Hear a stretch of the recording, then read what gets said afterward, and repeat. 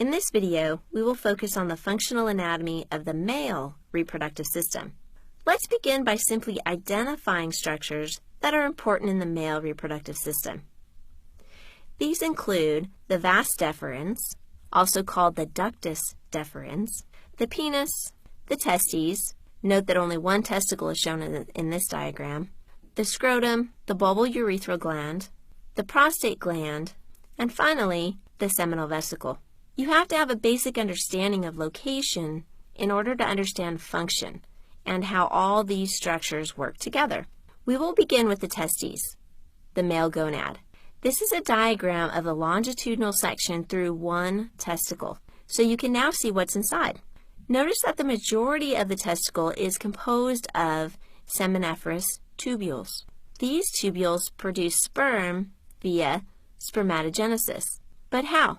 Let's take a closer look. In order to do this, we need to zoom in on the seminiferous tubule and take a cross-section through the tubule.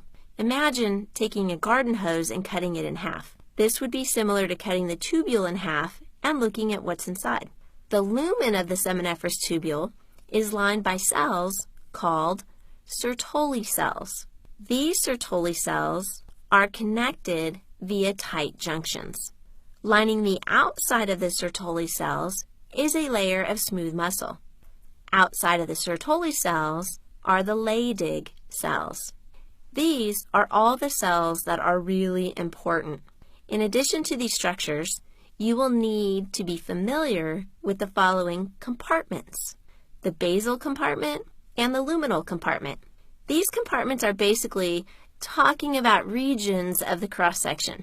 If we are talking about the basal compartment, we are talking about the area that goes from the tight junction toward that smooth muscle.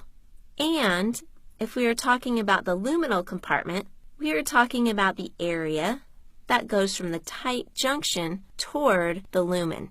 Now that you are familiar with the structures, let's focus on their functions. We begin with the Leydig cells, also called interstitial cells.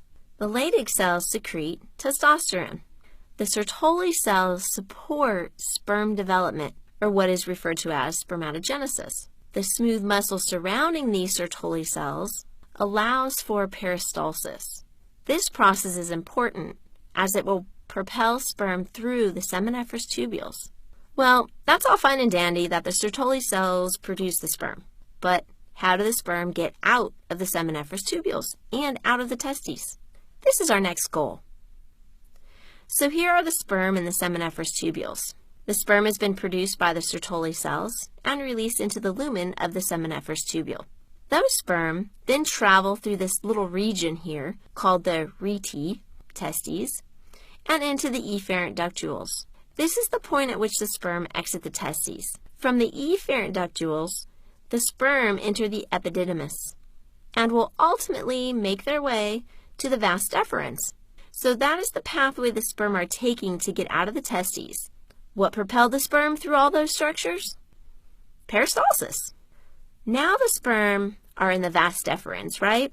The vas deferens connects with the seminal vesicles to form the ejaculatory duct. At this point, the sperm is mixed with fluid that came from the seminal vesicles. The ejaculatory duct penetrates through the prostate gland to join the urethra.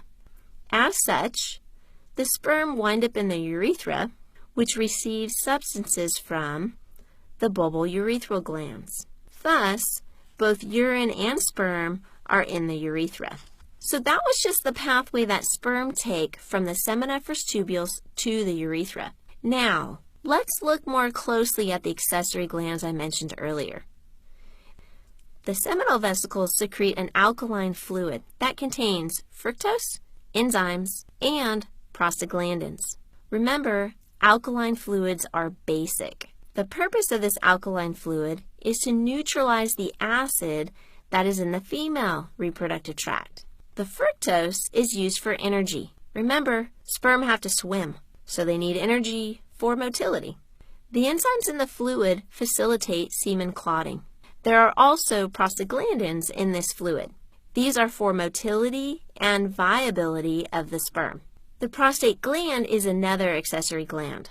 The prostate gland secretes citrate, which is an energy source for sperm motility and enzymes that will break down the semen clot once it is in the female reproductive tract. Okay, so take a second to make sure you understand. The semen clots during ejaculation and is then broken down once it's inside the female reproductive tract. The last accessory gland is the bulbourethral glands. These glands secrete a fluid that contains mucus. Why is mucus important? It serves as a lubricant.